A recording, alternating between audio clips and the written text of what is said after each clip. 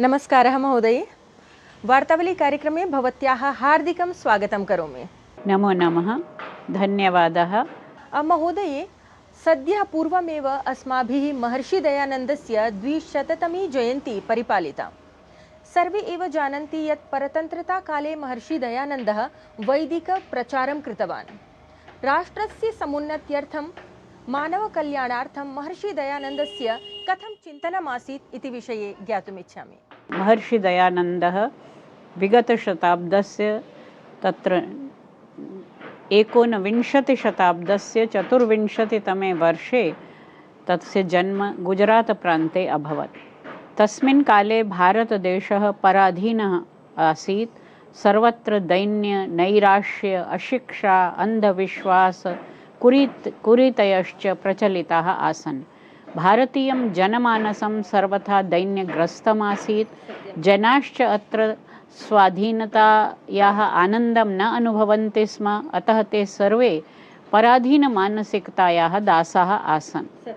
तस्मिन् काले महर्षिणा दयानन्देन स्वाभिमानस्य, स्वदेशस्य, स्वभाषायाः, स्वसाहित्यस्य, स्वधर्मस्य च शङ्खनादः कृतः।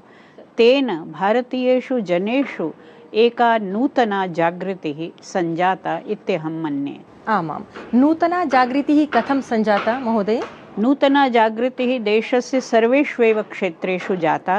तत्र धार्मिकक्षेत्रे बहवः अन्धविश्वासाः, रूढयः प्रचलिताः आसन्। तत्र महर्षिणा वैदिकं जो यत्किञ्चिदपि पूजापद्धतयः सन्ति, यज्ञपद्धतिः विशेषतः तेन प्रचालिता। तेन एकेश्वरवादस्य स्थापना कृता।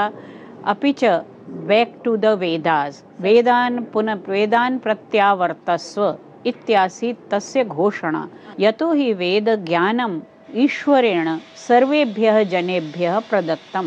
यथा हि वेदमन्त्र एव अस्ति, यथेमां वाचं कल्याणीम् आवदानि जनेभ्यः। तत्र नास्ति वेदेषु कुत्रापि कस्य वर्गस्य, कस्यापि धर्मस्य, सम्प्रदायस्य, लिङ्गस्य वर्गीकरणं नास्ति। शृण्वन्तु विश्वे अमृतस्य पुत्राः, अयमुद्घोषः वेदेषु विहितः। विश्वे शृण्वन्तु, सर्वे जनाः शृण्वन्तु, भवन्तः सर्वे एव अमृतस्य पुत्राः इति। अतएव धार्मिकक्षेत्रे जागृतिः, सामाजिकक्षेत्रे जागृतिः, अपि च तत्र शैक्षणिकक्षेत्रे जागृतिः तेन प्रतिपादिता। स्त्रीणां कृते शिक्षायाः न केवलम् अधिकारः प्रदत्तः, अपि तु अनिवार्यस्त्रीशिक्षायाः अपि तेन प्रतिपालनं विहितम्।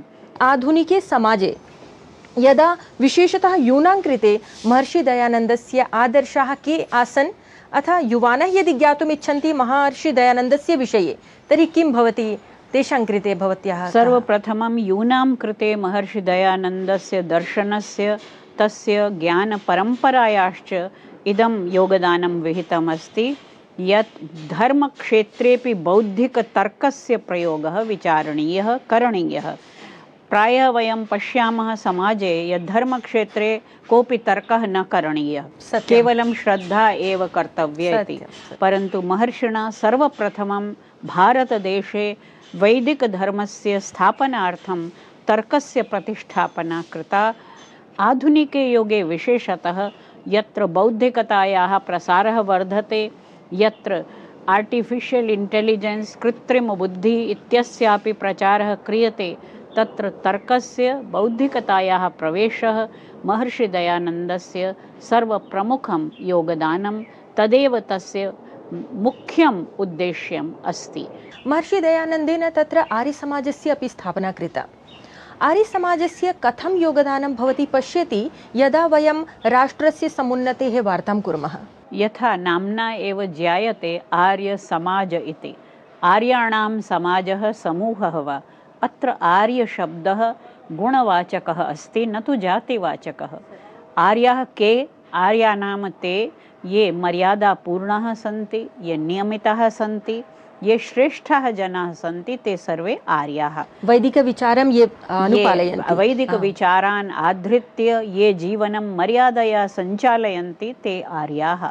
आर्या ज्योतिरुग्राः एवं कथयति वेदः। आर्याः प्रकाशम् अनुसरन्तीति, ते तमसः परं प्रकाशमेव आश्रयन्ति इति आर्याणां लक्षणम्। आर्यजनानां समाजः आर्यसमाजः कथमिति तत्र वेदे एव प्रतिपादितं। कृण्वन्तो विश्वम् आर्यम्, इदं विश्वम् आर्यं करणीयम् इति। आर्यसमाजेन विगत सार्धशताब्दे धर्मक्षेत्रे समाजक्षेत्रे तु क्रान्तिः कृता एव, परं ततोपि अधिकं शैक्षणिकक्षेत्रे जागृतिः प्रतिपादिता। तत्र गुरुकुलशिक्षापद्धतिः, DAV शिक्षासंस्थानानि च शैक्षणिकक्षेत्रे आङ्ग्लशिक्षापद्धत्याः प्राचीनगुरुकुलशिक्षापद्धत्याश्च संयोगं सम्मेलनं कुर्वन्ति इति। एतत् समाजे वयं सर्वत्र DAV संस्थानेषु अथवा कन्यागुरुकुलेषु, मयापि शैशवे तत्र गुरुकुले अधीतं, तत्रैव संस्कृतस्य बीजवपनं अभवत् इत्यहं मन्ये। गुरुकुलेषु नारीणां शिक्षा तत्र एतदपि प्रचलति, एतस्मिन् विषये किं वदिष्यति? नारीणां कृते कन्यागुरुकुलानां स्थापनम् आर्यसमाजस्य महद् योगदानं। यतोहि कन्याप्येवं लालनीया शिक्षणीया च यत्नतः, इमं वाक्यम् उद्धृत्य महर्षिणा दयानन्देन तदनु तस्य प्रतिपादनेन आर्यसमाजेन स्वीकृतं, यावत् पर्यन्तं स्त्रियः शिक्षिता न भवेयुः तावत् पर्यन्तं परिवारेषु समाजे वा परिवर्तनं न शक्यमिति। यदि एका स्त्री शिक्षिता भवति तर्हि सर्व एव परिवारः शिक्षितः संस्कारितः भवति। शिक्षायां संस्काराणां महत्त्वम् आधृत्यापि महर्षिणा दयानन्देन बहुबलं दत्तं। तेन सयुक्तिकं प्रतिपादितं माता का प्रशस्ता धार्मिकी माता विद्यते यस्य स मातृमान्। मातृमान् पितृमान् आचार्यवान् पुरुषो वेद, परं कः मातृमान्? सर्वे एव मात्रा जन्यन्ते, सर्वे एव मातृमन्तः नैवं। प्रशस्ता धार्मिकी माता विद्यते यस्य स मातृमान्। अतएव माता सुशिक्षिता स्यात्, धार्मिकी स्यात्, संस्कारवती स्यात्, तदैव परिवारे संस्काराणाम् आधानं शक्यं, तदैव समाजस्य उन्नतिः शक्या, तदैव राष्ट्रस्य उत्थानमपि शक्यमिति।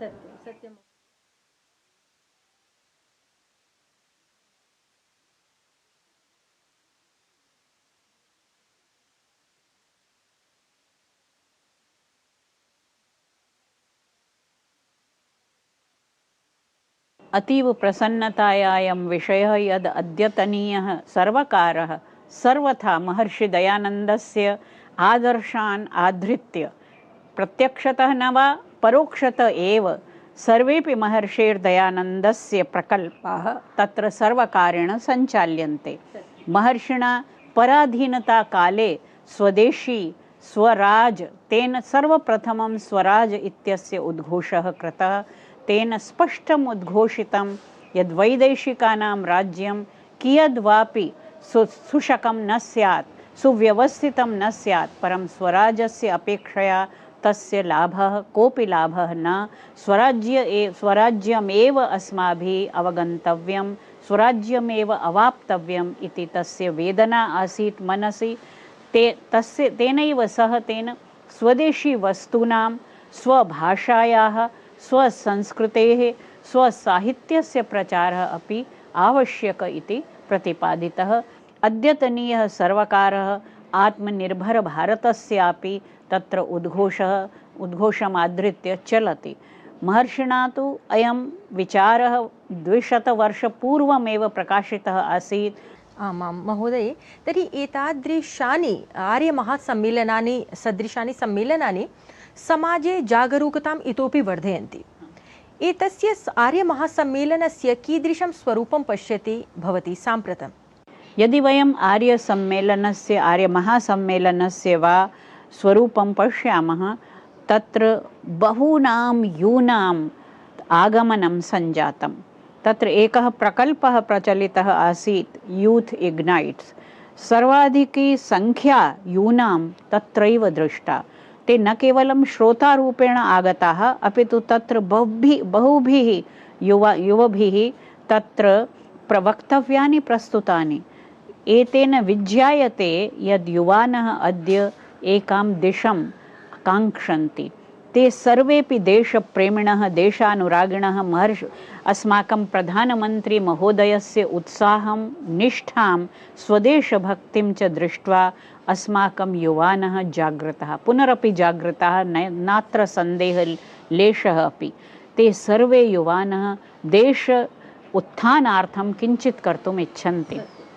तत्र आर्यसमाजेन महद् योगदानं दत्तं। तेन स्वाभिमानम् अस्माकं जागृतं।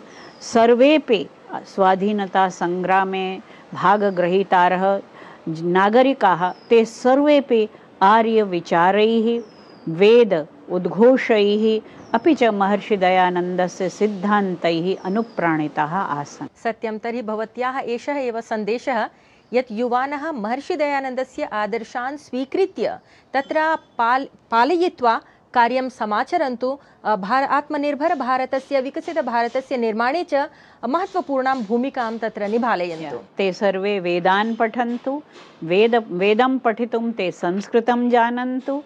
एतदेव यदि ते कुर्वन्तु तर्हि देशस्य समाजस्य पुनरुन्नतिः स्यादित्यत्र नास्ति सन्देहः। अस्तु महोदये, बहुशोभनं। बहुशः धन्यवादाः DD न्यूज़ वाहिन्यै वार्तावल्यै च समयं प्रदातुं भवत्यै भूरिशः धन्यवादाः। धन्यवादाः।